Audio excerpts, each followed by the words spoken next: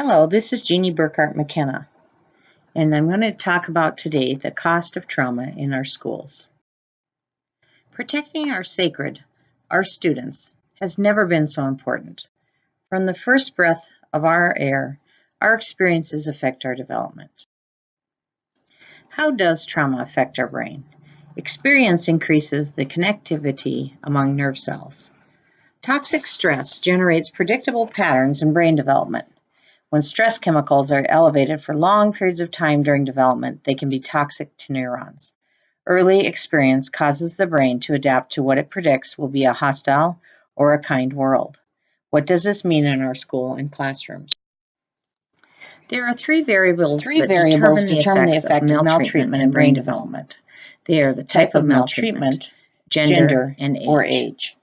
Exposure to any kinds of maltreatment will have an effect on a child's brain. There are typical age groups and genders that are more sensitive. Exposure to neglect in infancy, for example, especially for boys, exposure to sexual abuse around ages 9 and 10, especially for girls, to sexual abuse have around impacts on the brain and disrupts electrical activity. Have stronger impacts on the brain and disrupts electrical activity.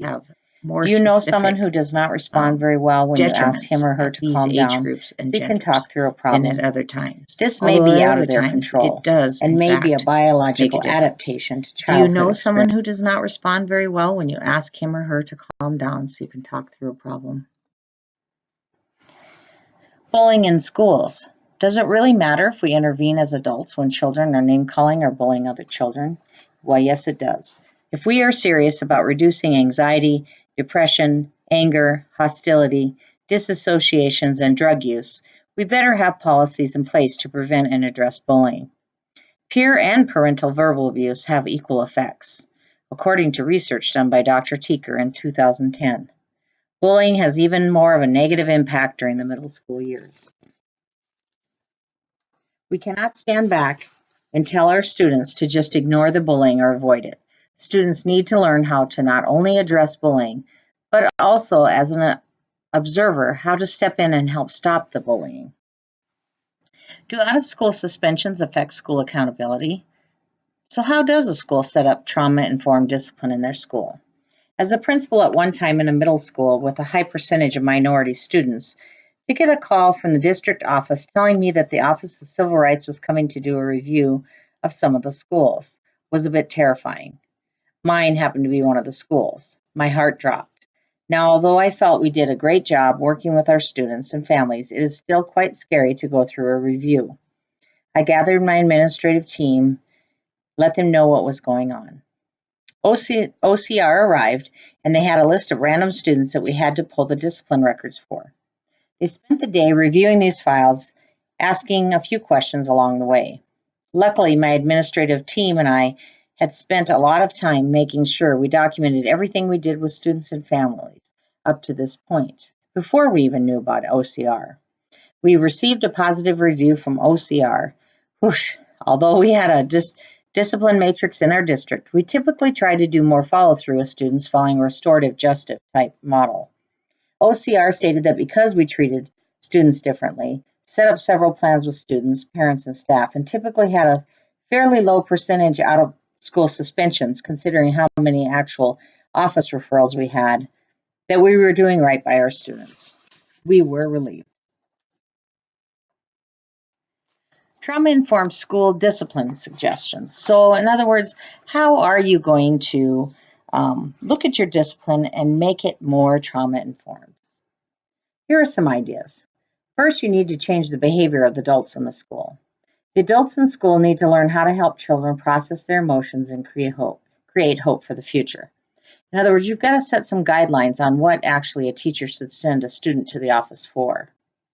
But some examples are, if you use a simple tool to help students reflect on their emotional state. One school uses a target with green, yellow, and red rings. Green means the student is ready to talk, yellow means wait 1 hour, and red means wait a day.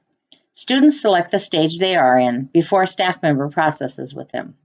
Heart rooms are often set up for a place for students to go so they can decompress before they process. You also need to establish safety in your school. This can include a bully prevention program, school counselors, mental health therapists available for students, or even providing a liaison officer. This helps to eliminate some of the threats and reduces triggers that unnecessarily escalate student behavior. And most importantly, focus on fostering strong, supportive relationships between the adults and students in your schools. Your students need to be able to talk to an adult.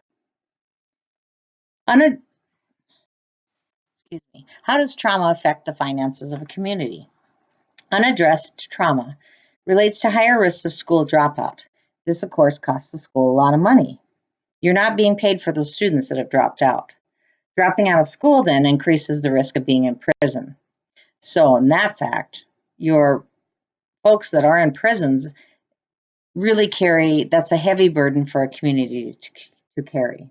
So these two factors do affect a community significantly, especially financially. As a school district, we need to make sure we are creating productive citizens that can improve this world. We cannot afford to ignore this issue. We need to work as a community to create trauma-informed communities, and our school is the best place to. If you would like to know more about setting up a trauma-informed ACES school, please contact me at jmckenna@ty.net.